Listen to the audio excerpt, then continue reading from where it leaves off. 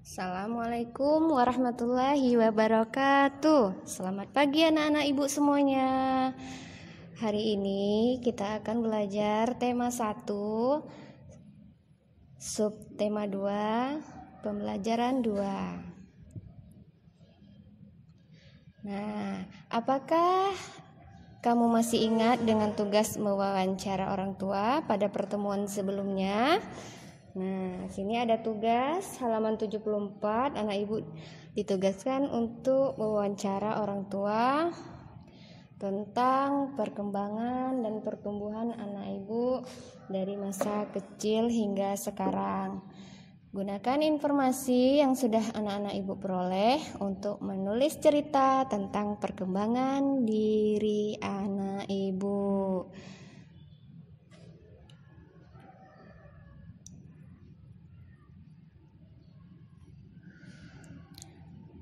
Nah, selanjutnya, bagaimana perasaanmu setelah mendengarkan informasi tentang perkembanganmu?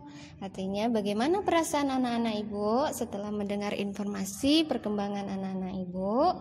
Apakah anak ibu mendapat informasi kapan mulai bisa merangkak dan berjalan? Nah, setelah anak ibu bertanya, apa yang anak ibu rasakan? Nah, di umur berapa anak ibu sudah bisa merangkak dan umur berapa anak ibu sudah bisa berjalan? Nah, di sini ada gambar anak-anak yang sedang berlomba merangkak. Ayo berlomba adu kecepatan berjalan merangkak dan berlari dengan teman-temanmu. Ikuti langkah-langkah kegiatan sebagai berikut. Nah, anak ibu coba di rumah, anak ibu buat kegiatan berlomba merangkak ya. Ada beberapa cara. Yang pertama, buatlah garis lintasan dan beri tulisan garis start dan finish terlebih dahulu. Kedua, berbarislah di depan garis start, bersiaplah berjalan merangkak mulai garis start. Ketiga, setelah diberi aba-aba oleh gurumu atau orang tua di rumah, merangkaklah dari garis start sampai garis finish. Setelah sampai garis finish, kembalilah ke garis start dengan cara berlari. Itu langkah-langkah melakukan kegiatan lomba merangkak dan berlari. Tuh anak ibu bisa melakukan di rumah dan di sekolah nanti kalau sudah kita ke sekolah ya. Dan terakhir, siswa yang paling cepat sampai di garis itulah pemenangnya.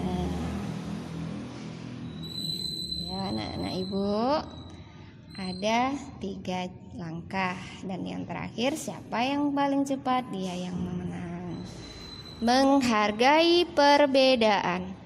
Perubahan tinggi dan berat badan manusia berbeda-beda. Kekuatan manusia juga berbeda-beda. Perubahan tinggi dan berat badan serta kekuatan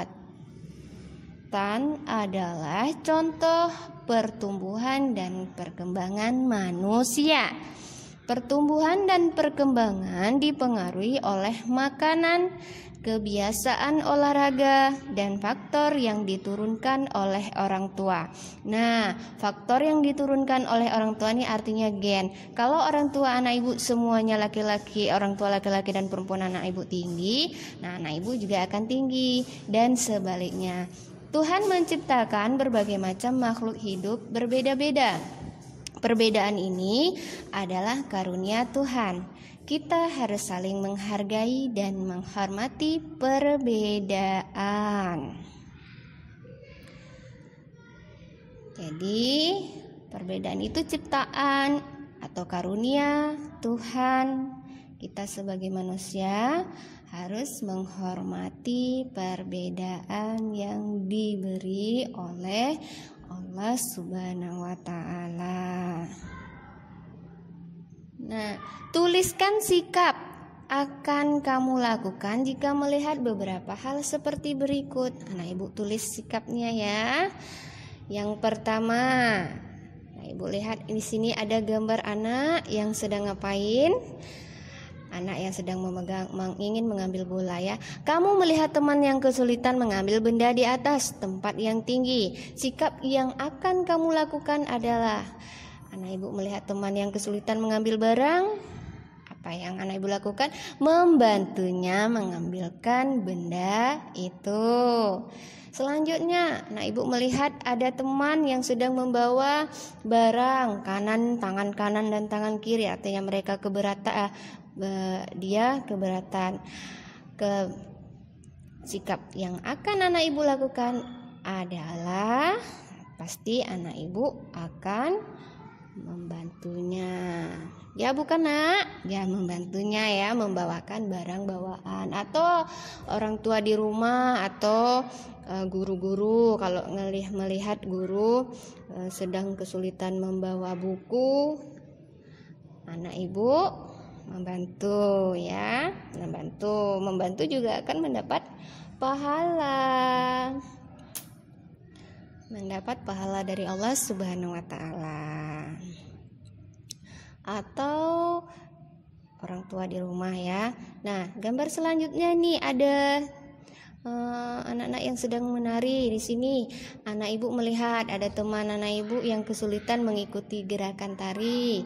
Apakah yang anak ibu lakukan atau sikap yang akan anak ibu lakukan itu apa ketika melihat teman anak ibu yang kesulitan menari? Apakah anak ibu mengejek atau anak ibu membimbing? Nah, ibu harap anak ibu ya membantunya atau melatihnya pelan-pelan sampai temannya bisa ya anak ibu. Jangan pula diejek. Dan selanjutnya, sikap saling menghormati antara sesama termasuk pengamalan sila kedua Pancasila. Nah, sila kedua Pancasila lambangnya apa? Lambangnya adalah rantai. Nah, sebagaimana yang kita pelajari, yang kita ketahui, Pancasila itu ada 5. Ketuhanan yang Maha Esa, kemanusiaan yang adil dan beradab. Nah, untuk sila kedua itu kemanusiaan yang adil dan beradab. Contoh sikap-sikap yang tadi itu merupakan contoh pengamalan sila kedua Pancasila, yaitu kemanusiaan yang adil dan beradab. Artinya kalau ada nampak teman kesusahan, kita bantu. Itu merupakan pengamalan sila kedua Pancasila, atau orang tua atau guru. Sila kedua berbunyi kemanusiaan yang adil dan beradab. Simbol sila kedua Pancasila itu adalah rantai. Lambang ini menunjukkan bahwa bangsa Indonesia sangat menjunjung tinggi nilai-nilai kemanusiaan. Itu merupakan lambang sila kedua Pancasila. Apa? Yaitu rantai. Maksudnya apa? Menunjukkan bahwa bangsa Indonesia itu sangat menjunjung tinggi nilai-nilai kemanusiaan, yang saling menghormati, saling menyayangi, dan juga memperlakukan manusia lainnya dengan baik. Itu makna dari sila kedua Pancasila. Saling menghormati, saling menyayangi, dan juga memperlakukan manusia lainnya dengan baik. Kalau anak ibu di sekolah dengan teman-temannya. Tematik tema 1 kita pertumbuhan dan perkembangan makhluk hidup. Subtema 2 pertumbuhan dan perkembangan manusia, pembelajaran 2. Itulah materi kita hari ini. Semoga anak ibu paham dengan penjelasan ibu, dan kita akan lanjutkan pertemuan selanjutnya. Selamat pagi. Assalamualaikum warahmatullahi wabarakatuh. Assalamualaikum warahmatullahi wabarakatuh. Selamat pagi anak-anak ibu semuanya. Hari ini kita akan belajar tema 1,